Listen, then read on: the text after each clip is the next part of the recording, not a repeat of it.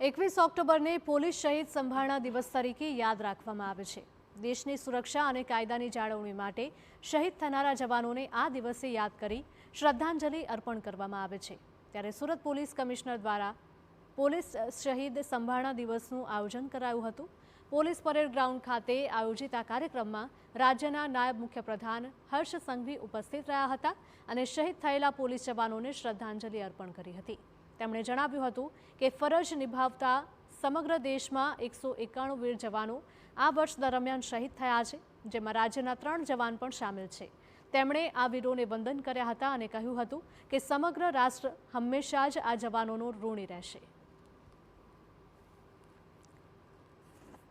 રાષ્ટ્ર અને આપણું રાજ્ય તેમના હંમેશા ઋણી રહેશે।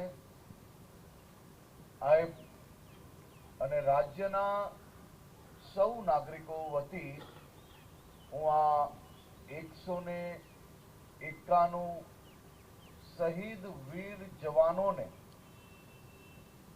અને એમના પરિવારને વંદન કરું છું, નત મસ્તક વંદન કરું છું।